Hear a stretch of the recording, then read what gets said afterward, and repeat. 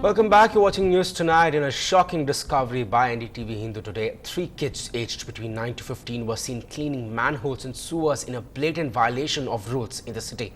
The visuals that you will see on your screen show the children along with old women employed by a local contractor to do the job. The children allege that they have been paid for almost 45 days of work despite doing this menial job every day. And what's worse is that this comes despite a Madras High Court order stating that manual labor must not be employed to clean sewage drains. In fact, in an order way back in 2008, the Madras High Court has expressly prohibited manual cleaning. The court clearly said that there was no justification of such a practice that defies human dignity. Now, a major fire at an oil storage tank in the Roypuram port just outside Chennai is giving anxious moments for the residents. The tank is supposed to belong to the Indian Molasses Company. More than a dozen fire tenders were pressed into service. Although the fire is under control, the entire area was covered by a cloud of smoke late this evening. No casualty has been reported so far.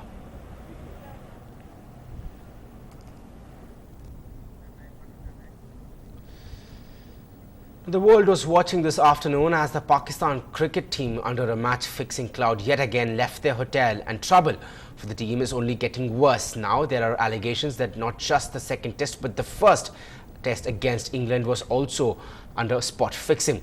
If that's not all, reports say there was corruption in the Sydney test as well, even as questions are raised on how far the rot goes. President Zardari and Prime Minister Gilani have been given a report by the team manager. Questions have also been raised on the ICC and the role of the anti-corruption unit in failing to prevent such incidents. ICC President Sharad Pawar today ruled out Indian involvement, and details are still being gathered. Some more important developments on the BlackBerry row. BlackBerry has blinked in the battle over access to its servers in India. BlackBerry will now install a server in India and give the government lawful access. The decision comes just hours after Nokia agreed to set up a server for their push email services by November. And BlackBerry's deadline has now been extended by 60 days. The technical teams have had extensive discussions on possible solutions to government's demand that Research in Motion, the Canadian makers of BlackBerry, will give full access to email service. 7 policemen have been killed in an encounter between Maoists and security forces in Bihar's Lakhisarai district. The encounter, which went on through the night, began when Maoists attacked a police party searching the area after intelligence reports of Maoist hideout in the area. The search party included personnel from the Bihar Military Police, the CRPF and the SAF. Last night, 11 others injured were taken to hospital. Now, it's one of India's iconic structures, but it seems neglect is now showing on the Charminar. The 400-year-old monument was a casualty of the insistent ring that has been on in the city. An ornamented portion from one of the 4 minarets of Charminar fell off.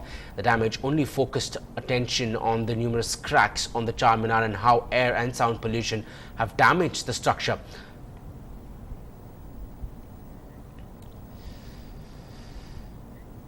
And finally, ever imagine how growing a pair of wings and taking flight? Well, for the 100-odd lucky ones among the huge numbers that arrive at Yelagiri, this dream was made possible. Our sports reporter Natasha takes you through the adventure. Tamil Nadu stands third after Delhi and Andhra Pradesh for attracting the most number of tourists. Some 5 crore domestic tourists and about 17.53 lakh foreign tourists were seen in 2007 itself. So you can imagine what 2010 has in store for Tamil Nadu. Now you're probably wondering what's so attractive about Tamil Nadu. Well, a big example of that is Yelagiri's very own paragliding festival.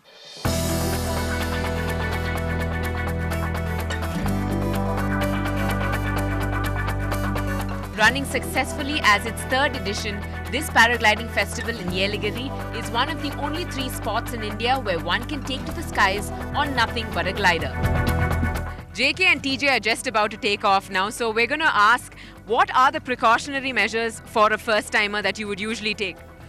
Okay, see, we're using internationally certified equipment. Then the pilot is very experienced and certified. Then we check the wind conditions, the wind speed limit, and once the pilot feels that yes, it's perfectly safe, we go and fly. JK, if you panic, just slow down your breathing. Okay. Just normalize your breathing and you'll feel fine. And just talk to the instructor. Don't look down if you're feeling uncomfortable. Look at the horizon. Yeah? And feel how the birds will be feeling. I mean, this is a privilege which only birds get to fly over treetops, over the mountains, enjoy the scenic landscape. It's magnificent. It's spectacular. This is incredible. You must fly. I should definitely take a try at this. The Yeligiri Adventure Sports Association and Anita Deshpande's Temple Pilots take their job very seriously while ensuring the motto of safety first. With every precautionary measure in place, it was time to catch the wind and fly.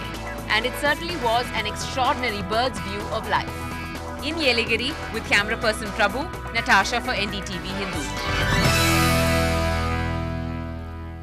Well, that's all we have for you now. Keep watching NDTV Hindu for all the latest news and updates.